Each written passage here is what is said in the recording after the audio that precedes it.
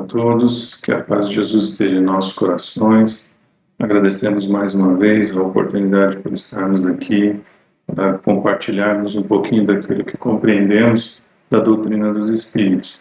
Para quem não me conhece ainda, nessa encarnação me chamo Devanir e faço parte da comunidade espírita Caminheiros do Amor.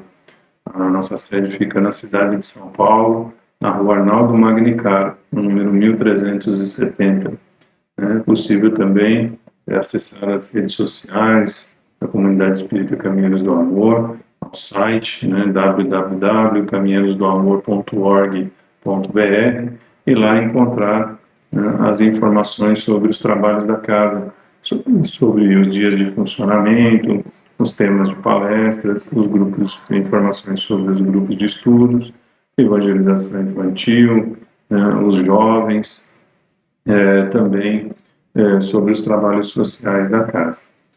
Então, vamos rogando ao Pai de infinita misericórdia que permita a espiritualidade amiga amparar os nossos lares, em todos os ambientes por onde estivermos, que nós possamos ali levar esta paz e esta harmonia aonde nos dirigirmos, que nós não levemos o desequilíbrio, nem o descontrole, e a gente possa, então, ser instrumento de Deus para a sua misericórdia. Então, que Deus ampare a todos e que ampare as nossas casas, lembrando mais uma vez da importância do Evangelho no lar, que possamos ali trazer Jesus para os nossos lares, que a gente consiga, entre nós ali, famílias consanguíneas e famílias de coração, amigos, todos aqueles que fazem parte aí do nosso convívio e aceitem participar conosco, que possamos ali levar a palavra do Cristo até os irmãos, e colher junto à espiritualidade os fluidos necessários para que haja o nosso equilíbrio físico e espiritual. Bom, hoje nós iremos trazer uma reflexão sobre o ensinamento do Livro dos Espíritos. Nós estamos ali falando do capítulo 9 do livro 2º, no item 11, sobre os pactos. Na questão 549 e 550, Kardec vai buscar compreender da espiritualidade, com a espiritualidade, sobre aquelas informações que chegavam até ele, sobre pessoas que diziam ter pacto com entidades malfazejas e que fazia e acontecia na vida das pessoas por influência deles. Então Kardec foi buscar compreender se a espiritualidade ela se dispunha a esse tipo de condição, se fazia mesmo esses pactos com os encarnados para levar prejuízo a uma pessoa. Então vamos lá recorrer aqui ao Livro dos Espíritos, na questão 549 primeiro. Então Kardec pergunta à espiritualidade: há alguma coisa de verdadeiro nos pactos com os maus espíritos? E eles respondem a Kardec: não há pactos, mas uma natureza má simpatiza com espíritos maus. Por exemplo, queres atormentar o teu vizinho e não sabes como fazê-lo.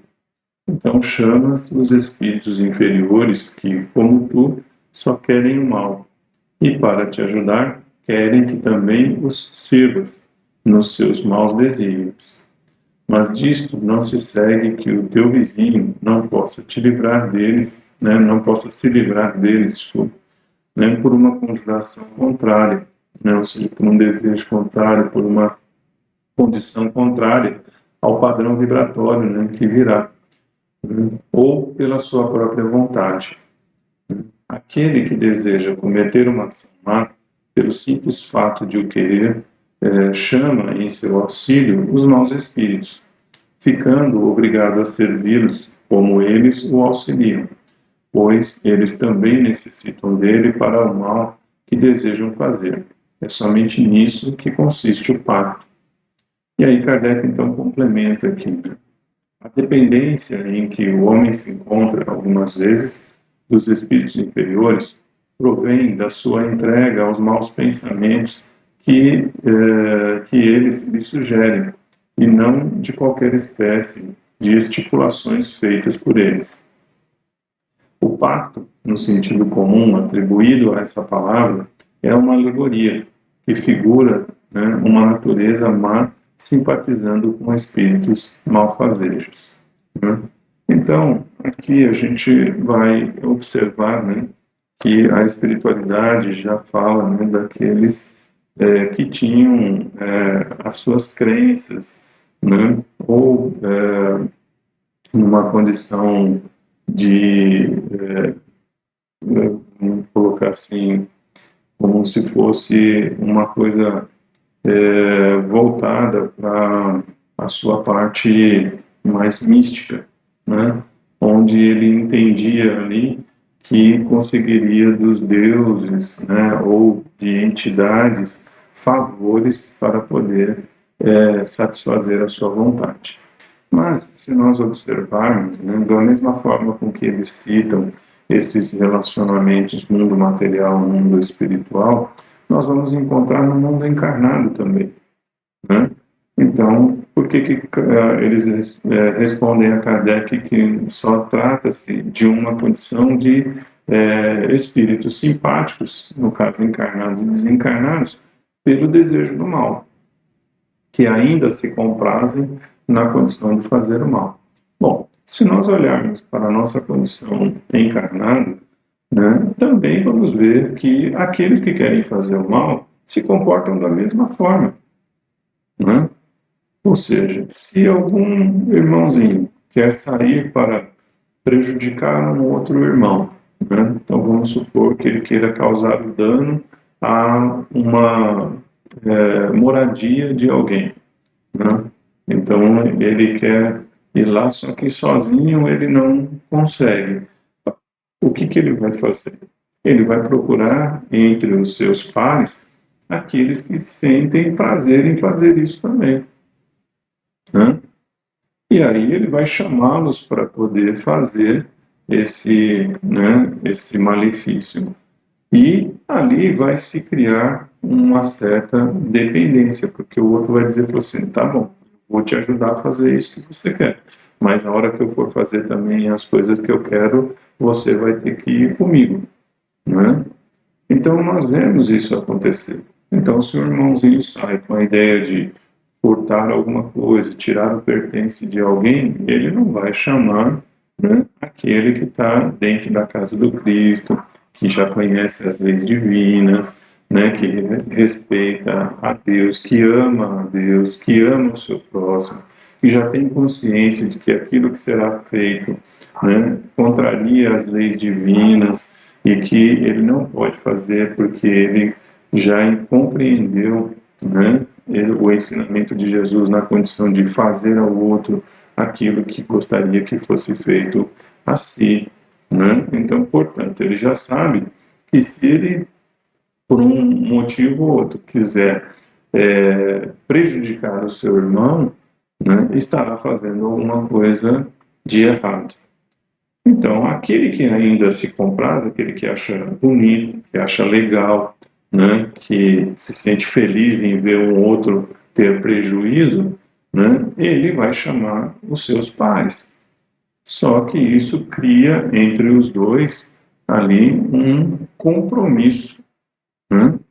Por quê? Porque aquele que foi participar, ele não vai deixar por menos, né? Na hora que ele também quiser alguma coisa, ele vai cobrar. Então, assim funciona também a condição no mundo espiritual, né? E também isso é um alerta, né, para nós que vemos ainda nos dias de hoje alguns, né, médiuns, como Kardec também citou no livro dos médiuns lá, né, na qualidade dos médiuns, os médiuns que ainda utilizam, né, esse relacionamento com o mundo espiritual para causar a maldade, né, daqueles que oferecem esse tipo, né, de serviço da espiritualidade, né? Então, voltando à condição da pergunta, como Kardec está falando sobre o pedido de um encarnado, do auxílio de espíritos para fazer mal ao outro, ele coloca também, a espiritualidade coloca também como reflexão para Kardec, dizendo o seguinte: como é a espiritualidade que vai lá fazer o mal, o que acontece? Aquele para qual você pediu que eles fizessem o mal pode, né, na sua condição, né, se proteger contra aquele mal. É o que ele fala do conjurar, né? Ou seja, aquele que você deseja fazer o mal, ele pode ter, na sua condição como espírito encarnado, né, um equilíbrio que impeça o espírito de fazer a ele a maldade. Portanto, você deseja que aconteça algo de ruim com ele, mas se aquele irmão, na sua vida, tem uma conduta correta, tem um pensamento alinhado com Jesus, cuida do seu equilíbrio espiritual, ele não vai receber a influência desses espíritos. Porque como que o espírito vai prejudicar ao outro, né? Ele vai pegar ele nas suas más inclinações. Nós já aprendemos isso, né? Que a espiritualidade, o que nós chamamos de obsessores ou espíritos que querem prejudicar, né, um outro espírito encarnado, ele vai trabalhar sempre, né, na condição da mazela, ou seja, da dificuldade que o outro carrega, né?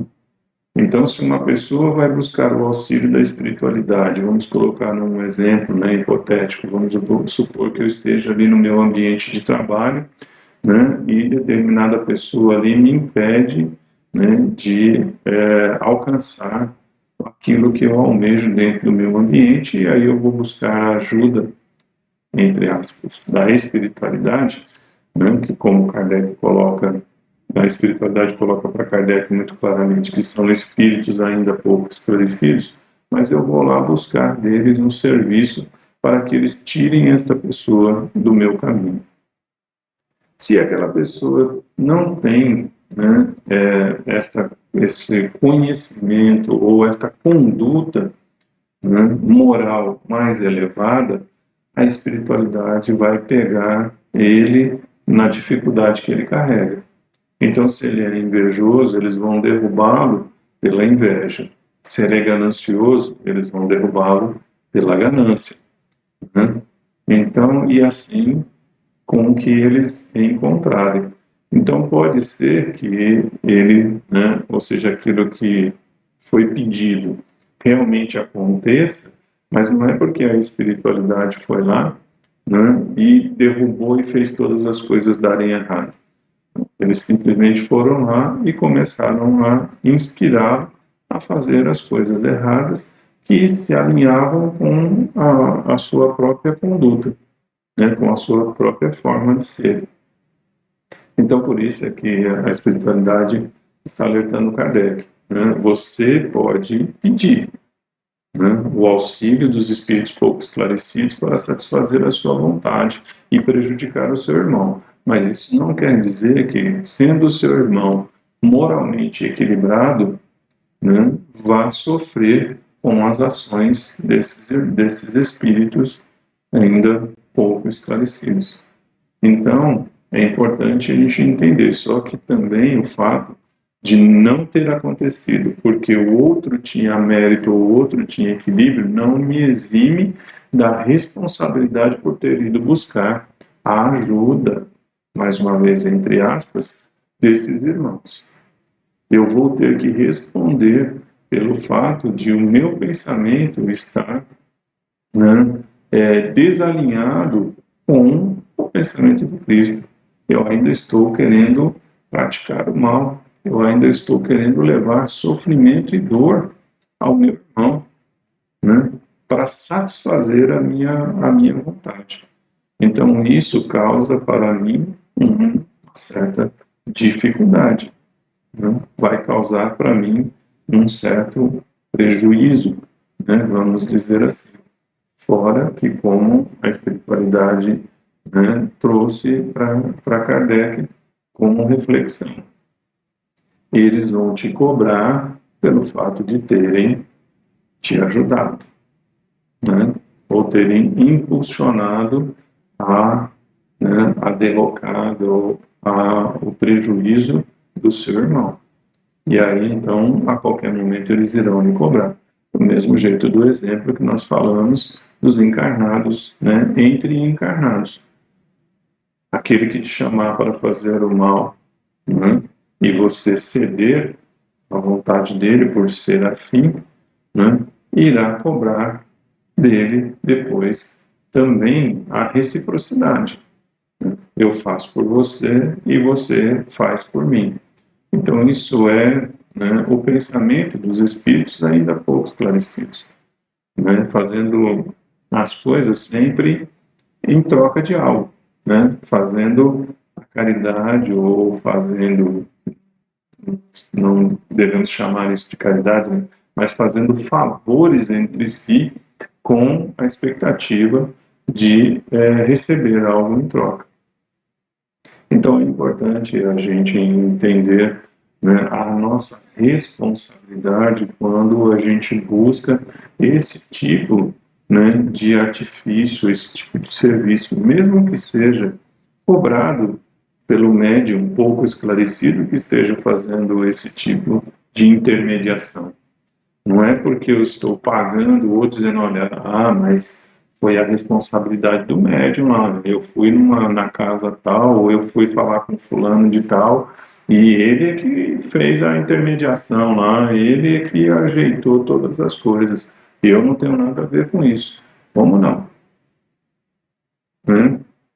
Se fomos nós que fomos até o outro buscar esse tipo de serviço, vamos dizer assim, como não tem responsabilidade? Porque o pensamento partiu de mim, né? Eu é quem fui buscar esses tipos de favores, né? Então eu tenho a minha cota de responsabilidade. Se os irmãos espirituais realmente, mesmo que por descuido do outro, levaram ele ao prejuízo, eu também vou responder por esses atos, né? Está na minha responsabilidade, é um débito meu com relação ao meu irmão, né? Porque a hora que ele souber que eu fiz esses tipos de coisas, né, a hora que ele retornar no mundo espiritual e ver que, né, ele tinha sim uma dificuldade, foi trabalhado em cima de um vício, de uma vicissitude dele, de uma má tendência. Sim, ele tem a responsabilidade sobre isso, mas quando ele perceber que a influência foi direcionada para tentar prejudicá-lo, ele vai ter por mim um ódio, né? Ele vai começar a pensar de que, se não fosse por fulano fazer isso, não teria acontecido comigo essas coisas ruins que ia acontecer, né? Então, isso a gente tem que ter muito cuidado com relação a isso. E um outro ponto também importante é quando nós, né, somos ali as vítimas, né? Então é importante essa reflexão que trouxe a espiritualidade. O mal só vai chegar até mim se eu deixar que ele, né, se fortaleça em mim, né? Então, nós já vimos nas questões anteriores, quando fala sobre a influência dos espíritos no mundo corpóreo, e quando falamos da influência deles em nossos pensamentos, a gente já aprendeu que só vou, né, ceder à influência ou uma má influência de um irmão espiritual se eu der abertura para tanto, né? Então, é importante nós entendermos este alerta que faz a espiritualidade para Kardec. Se você quer, né, no exemplo que eles usaram, prejudicar o seu vizinho, você pode até pedir o amparo desses irmãos espirituais, mas não quer dizer que o seu espírito, que o seu vizinho, pelo equilíbrio dele, pela vontade dele, né, consiga se desviar desse tipo de influência. Então, tomemos muito cuidado, né, com relação a isso.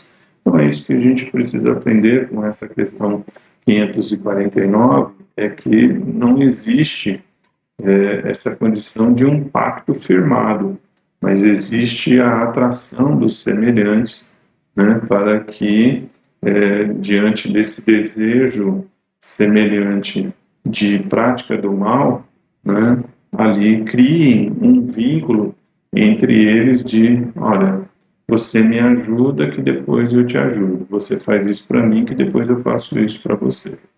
Né? Então, se cria ali um mecanismo de favores. Né? Na questão 550, então Kardec vai buscar, junto à espiritualidade, né, perguntando a eles assim, qual o sentido das lendas fantásticas segundo as quais certos indivíduos teriam vendido sua alma a Satanás em troca de favores? E aí eles respondem a Kardec, todas as fábulas encerram um ensinamento e um sentido moral, e o vosso erro é tomá-los ao pé da letra. Essa é uma alegoria que se pode explicar assim. Aquele que chama em seu auxílio os espíritos para deles obter os dons da fortuna ou qualquer outro favor, rebela-se contra a providência, renuncia à missão que recebeu e às provas que deve sofrer neste mundo e sofrerá as consequências disso na sua vida futura. Isso não quer dizer que sua alma esteja para sempre condenada ao sofrimento, mas porque em vez de se desligar da matéria, ele se afunda cada vez mais, o gozo que preferiu na terra não o terá no mundo dos espíritos, até que resgate a sua falta através de novas provas, talvez maiores e mais penosas. Por seu amor aos gozos materiais, coloca-se na dependência dos espíritos impuros. Estabelece-se entre eles um pacto tácito, né? um pacto que é de boca, né? Como se diz, né? Que o conduz à perdição, mas que sempre lhe será fácil romper com a assistência dos bons espíritos, desde que o queira com firmeza. Bom, então a gente já vai, né, lembrando aqui, né, como ele diz aqui, sobre fábulas. Né? A gente já compreendeu, pelo próprio esclarecimento da espiritualidade, que não existe nenhum espírito opositor a Deus que tenha ali a sua mesma condição, né, para degladiar com Deus. Né? Somos todos filhos de Deus, fomos criados por Ele.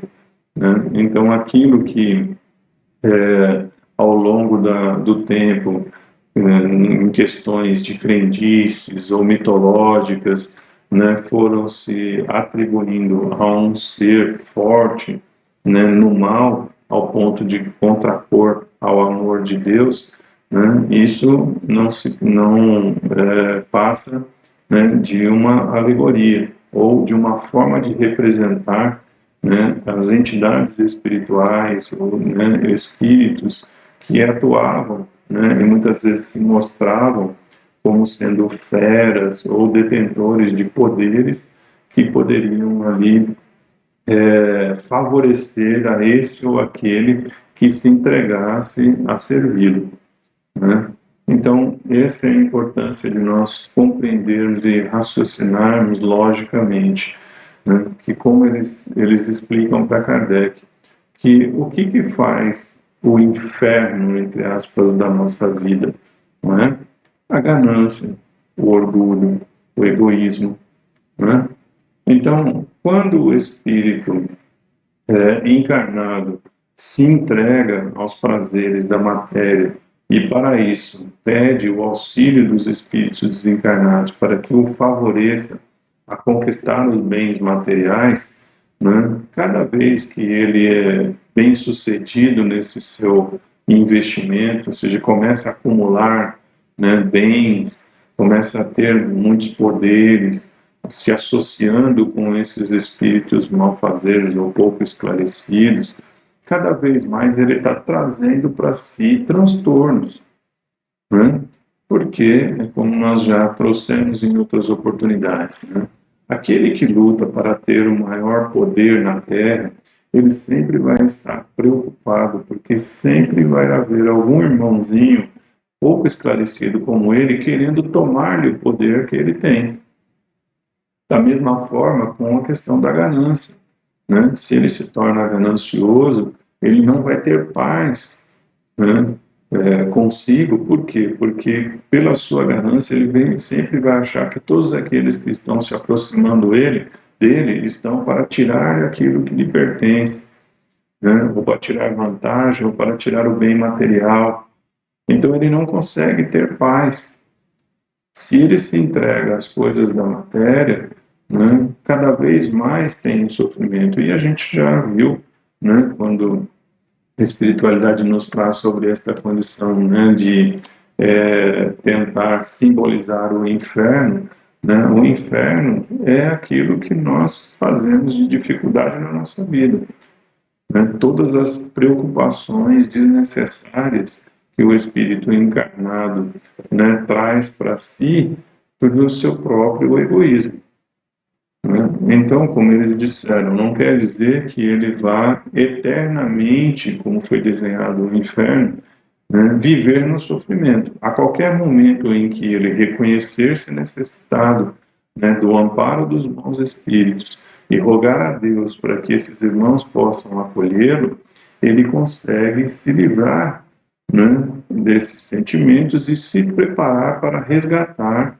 né, as consequências das suas escolhas, né? Não é que ele será isentado, mas o que vai acontecer com ele é que, agora com mais conhecimento e com o amparo de espíritos benfeitores, né, que esclarecem para ele quais foram as consequências das suas escolhas e das suas atitudes, mostram o que o aguarda, né? E aí, então, mais ligado a Deus, mais compreensivo com o seu papel, né, nas encarnações e no caminho da evolução espiritual, aí então ele muda o seu comportamento, muda a sua forma de pensar, e aí ele se desconecta, né, da influência desses espíritos ainda pouco esclarecidos e malfazejos.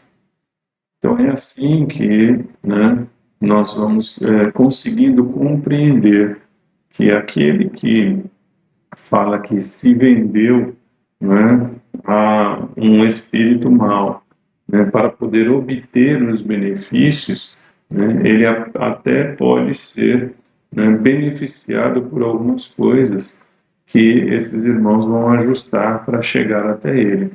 Só que, quando ele acordar, vai ver então o tempo perdido, porque estava na sua encarnação a condição de lutar pelo aquilo que, né, pretende adquirir, mas de uma forma justa e honesta, e também com um reflexo do seu próprio esforço, e não tirando do seu irmão ou prejudicando o seu irmão para alcançar aqueles benefícios que pretendia. Então é assim que a gente tem que entender sobre estas condições, né? Tentando resumir um pouquinho, mas a gente sempre orienta que aqueles que se interessarem busquem mais, né? Estudem Kardec, compreendam os ensinamentos da espiritualidade, para que cada vez mais a gente consiga se ver nesta encarnação como um espírito numa experiência corpórea. E assim a gente sente mais, né, alegria em estarmos alinhados com os ensinamentos de Jesus. A gente entende por que da necessidade da transformação, por que a necessidade do espírito tornar-se um espírito bom, por que da necessidade de respeitar a Deus, por que da necessidade de respeitar aos seus irmãos, né? E aí a gente larga de mão essa coisa de usar, né, da espiritualidade, mesmo desses irmãozinhos pouco esclarecidos, para obter benefícios, porque é uma coisa que nós levamos de ruim para eles, né, porque deveríamos estar trabalhando para aconselhá-los ou para tentar esclarecê-los que esse caminho não é um caminho, né, de equilíbrio, de paz, de amor para ele, que ele vai sofrer as consequências, né? E aí deixamos escapar, então, esta oportunidade de servir ao propósito da divindade. Ok? Então, espero que a gente tenha conseguido trazer um pouquinho daquilo que entendemos sobre os ensinamentos dessas questões 549 e 550 do Livro dos Espíritos. Então, que Deus abençoe a todos, um grande beijo no coração e que Deus nos ilumine sempre. Fiquem com Deus.